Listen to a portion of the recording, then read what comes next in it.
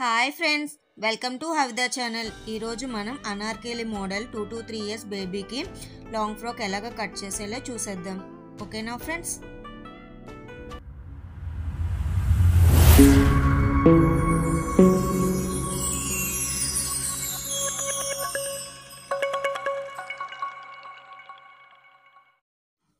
ముందుగా bottom cut చేసుకుందాం. Bottom height వచ్చి 11 ఇంచ్ అండి, విడ్త్ అయితే 6 ఇంచ్. సో 6 ఇంచ్కి మార్క్ చేసుకొని ఎక్స్ట్రాది ఖర్చుకి వదిలేద్దాం. ఇక్కడ అయితే మనది షోల్డర్ లెంత్ ఉంటుంది కదా, అది 2 ఇంచ్, అంటే నెక్ దగ్గర 2 ఇంచ్, షోల్డర్ హైట్ 2 ఇంచ్. ఇక్కడైతే మన చంక నుంచి నడుం భాగానికి అయితే 7 ఇంచ్ వచ్చింది, నెక్ హైట్ వచ్చి 3 ఇంచ్ వచ్చింది. సో ఈ విధంగా మనం మార్క్ చేసుకున్న ప్రకారంగా కట్ చేసుకోవాలి. ఎక్కడైతే మార్క్ చేసుకున్నా ఆ మార్క్ మనం 1/2 ఇంచ్ ఎక్స్ట్రా ఉంచుకోవాలి, ఎందుకంటే అది ఖర్చులోకి వెళ్తుంది కాబట్టి. మీ దగ్గర కనుక ఈ 6 స్కేల్ ఉంటే డైరెక్ట్గా రౌండ్ షేప్ వచ్చేస్తుందండి. 6 స్కేల్ లేకపోతే నార్మల్గా కట్ చేసుకోవచ్చు, అది ప్రాబ్లం లేదు.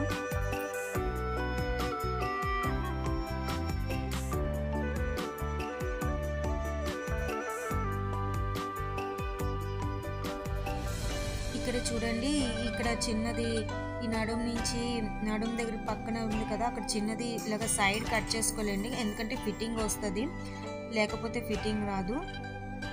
ఇక్కడైతే మనకి 7 ఇంచ్ వచ్చింది కాబట్టి మనం ఆ 7 ఇంచ్కి మనం 6 లేయర్స్ అయితే నేను తీసుకున్నాను. సో 6 లేయర్స్కి నాకు 2 inch both sides 2 inch cut చేసుకుంటున్నాను. అటువైపు 2 ఇంచ్ కట్ చేస్తున్నాను, ఇటువైపు కూడా 2 ఇంచ్ మార్క్ చేస్తున్నాను. చూడండి, ఇలాగ క్రాస్గా ఇలాగ స్కేల్ పెట్టి క్రాస్గా లైన్ గీసుకుంటే సేమ్ హైట్ వస్తుందండి. సో మనకి క్లాత్ అనేది ఎక్కడ కూడా వేస్ట్ అవ్వదు. సో ఈ విధంగా మనం ఈ 6 లేయర్స్ని ఇలాగ కట్ చేసుకోవాలి.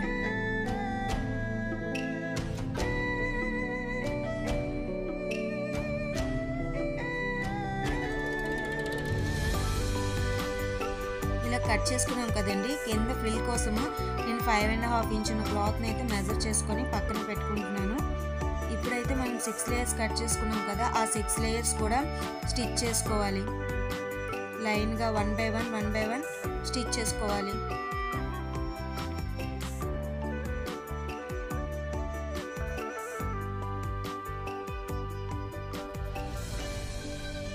ఇలాగ స్టిచ్ చేసుకున్నాం కదండి. ఇప్పుడు కింద ఫ్రిల్స్ కోసం మనం 5.5 క్లాత్ తీసుకున్నాం కదా, దాని కింద ఉన్న అంచుని మనం ఇలాగ స్టిచ్ చేసుకోవాలి.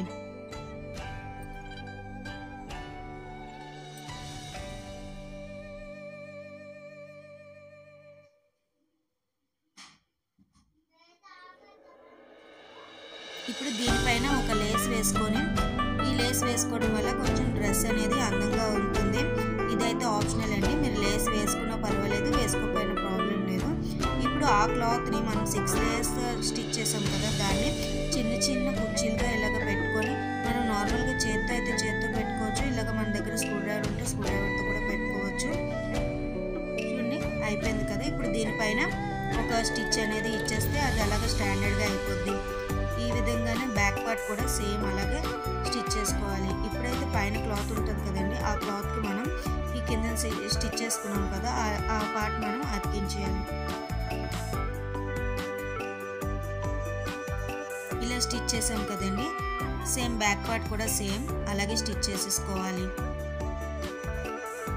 ఇప్పుడు దీనిపైన మనం ఒక స్టిచ్ ఇచ్చేద్దాం.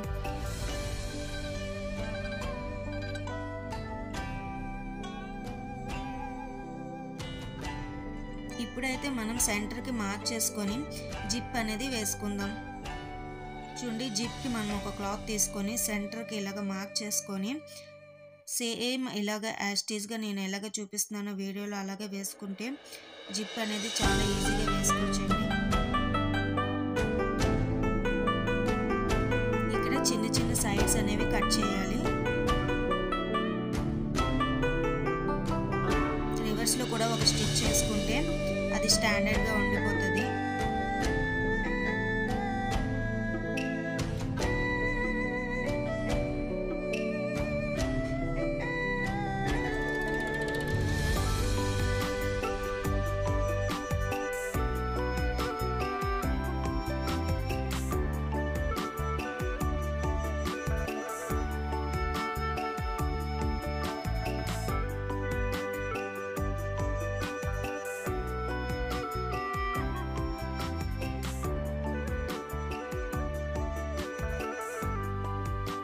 ఇలాగ జిప్ అనేది వేసుకున్నాం కదండి. ఇప్పుడు ఫ్రంట్ పార్ట్ బ్యాక్ పార్ట్ మనం జాయిన్ చేసుకుందాం. ఈ విధంగా జాయిన్ చేసుకున్నాం కదండి. ఇక్కడైతే నేను ఫ్రంట్ పార్ట్కి చిన్నది ఇలాగ పెట్టుకుంటే చిన్న డిజైన్ లాగా ఉంటుంది.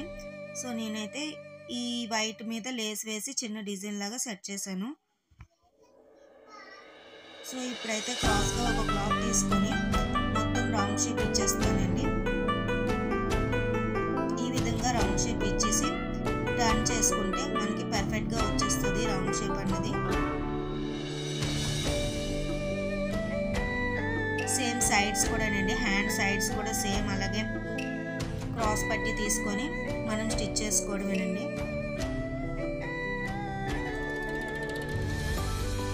ఇప్పుడైతే బ్యాక్ నుంచి ఫ్రంట్కి సేమ్ ఒకటే లైన్ స్టిచ్ చేసుకోవడమండి.